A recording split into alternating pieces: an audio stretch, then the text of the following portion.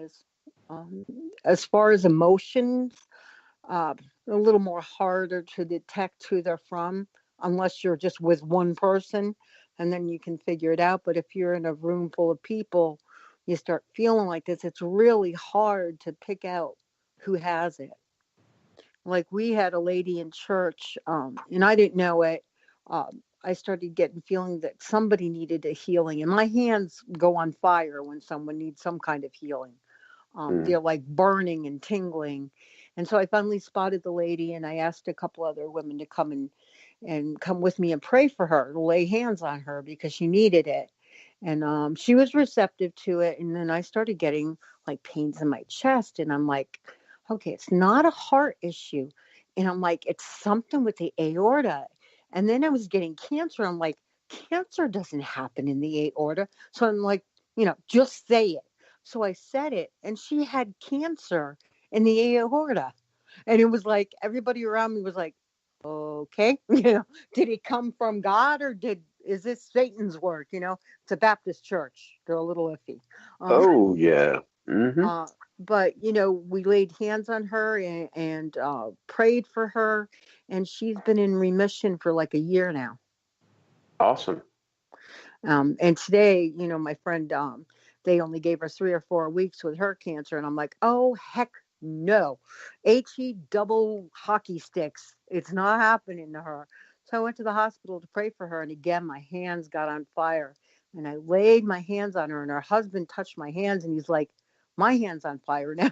And I'm like, we are praying for her. And I'm expecting a miracle to happen for her. I really am. Absolutely. So I'll let you know if that happens.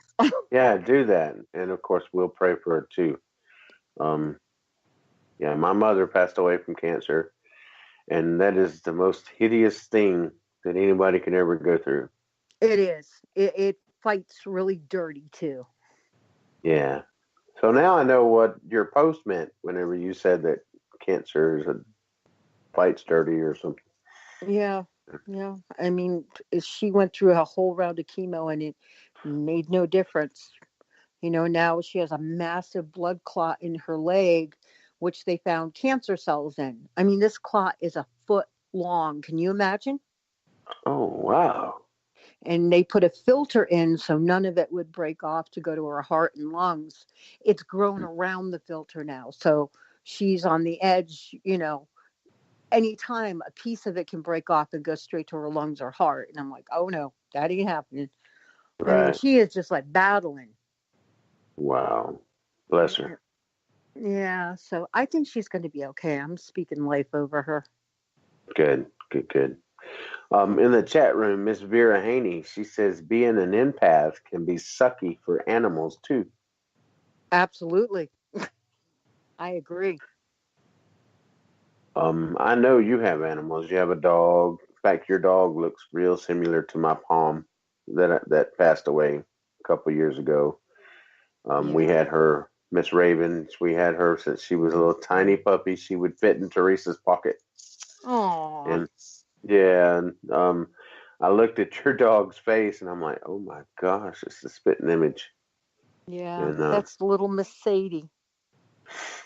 but so does your dogs react whenever you are when you have an event, or I mean, Oh, however that happens? absolutely. Absolutely. In fact, Sadie saved my life one night because I was asleep, but I guess my blood sugar dipped like super low, like dangerous, like close to death low. And Wow. she kind of like licked my face till I woke up. And then I realized something was wrong. So she could, feel something was really up with me. Um, Mm-hmm. and cats are like, sometimes my cat will stare in like a corner and just keep looking. I'm like, all right, who's there? Because they're very intuitive and perceptive to spirits, I find. Yeah. We had used a dog one time, and whatever it was that was there kind of messed with the dog. Hmm. Every time we would let the dog in the house, it was like the dog kept looking around and it would look all around. And normally the dog stays there. I mean, that's the dog's house. Right. And but the dog was looking up in the ceiling, and then you could just feel an energy. I'm not going to say a negative energy, but you could feel an energy. And this dog would look over at this wall, and then finally it was like I felt like the dog was driving the dog crazy. So Mhm. I put the dog back out, and we got some really good EVPs after that, and it was basically one of them said bring the dog back or let the dog back or something like that. It's been so long. Wow. Yeah, and I kind of got aggravated with the spirit, and I told him, no, the dog's not coming back in. You're not going to harm the dog. And we heard probably 10 minutes after that, we heard a big bang in another room. And after that bang, we never got another EVP, no K2 hits, no nothing. The house lightened up, and it's kind of like somebody went out a door and slammed the door. And, like, wow, really? We even Must have brought the been a dog back in. female spirit. Must have been. Well, I'm just disgusted, but Yeah, I've um, had it. yeah, so I'm leaving this place. But we brought the dog back in, and the dog was acted fine. So yeah, it's animals. I've definitely seen them go kind of crazy over energy and stuff like that. So Yeah, they um, can definitely pick up on things. absolutely. So when are you going back to the Brown Mountain for the Brown Mountain lights? I don't know, but this time of year is supposed to be, one of the best times to go, but I don't Mm. feel like freezing my butt off up there.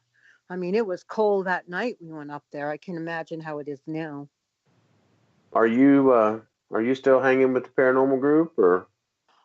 With the kids, yeah, but not really doing too much of anything. Hmm. I mean, Spencer kind of moved away to Holden Beach, and Huh. Corinne's in school, so everybody's kind of scattered right now. It's only Jacob and Marissa and myself. Holden Beach is down around where I'm from. Yeah, yeah. He he moved there with his girlfriend. Huh. He's a beach bum now, huh? Now he's a beach bum. Yeah, he's my son's best friend. My son's like, it figures. I'm coming home, and he left. I'm like, oh well. Right. Well, that was me. I was a beach bum growing up, so that's a great place to be. Yeah, If you like the I beach. miss the beach. I really do, but I like the mountains too. So I don't know. I don't like the snow and the cold. Did you? I thought I'd heard you say that you went to help some of Hurricane Michael. Um, I was supposed to go.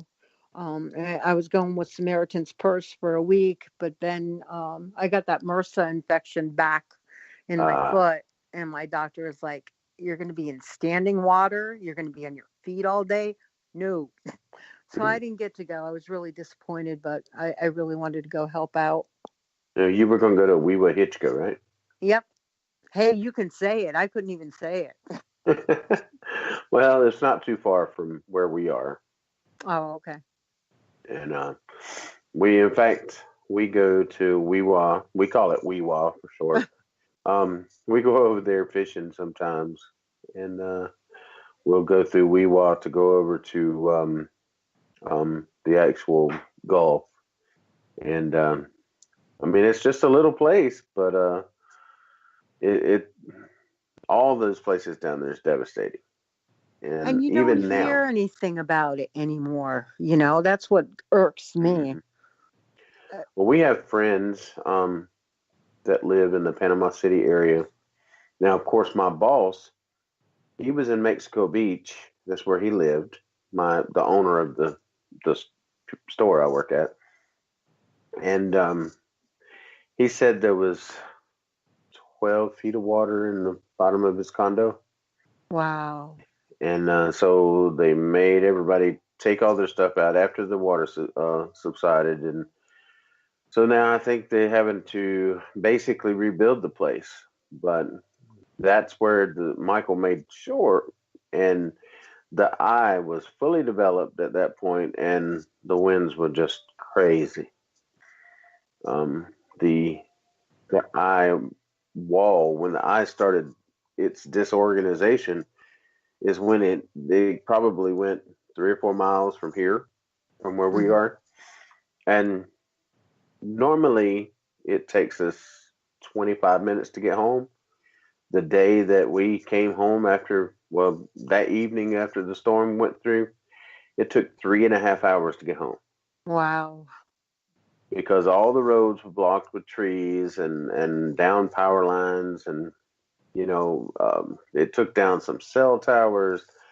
That's probably one of the most devastating storms that's hit this area.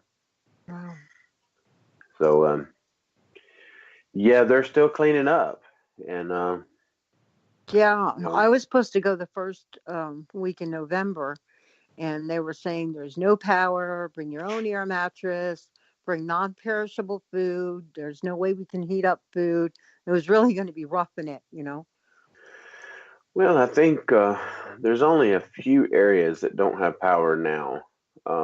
I think all of those places are pretty much the power. The utility guys are awesome. Oh, the linemen, oh my gosh, they never Yes, get they. enough recognition. Oh no, and I agree with one of my team members that posted on Facebook. They had heard somebody walk up to one of these linemen and say, "When you gonna get my power on?" Uh, They didn't walk up to him and say thank you, or can I get you a meal or something?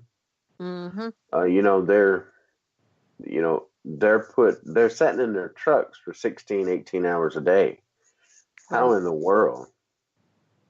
But God blessed us with compassionate people and people coming from other states and Texas and stuff like that, and they uh, they really got things going. And honestly, I think there was a crew from New York. There was a crew from another northern city up there, and so we were really blessed that people came to help. Right. Yeah, sure were.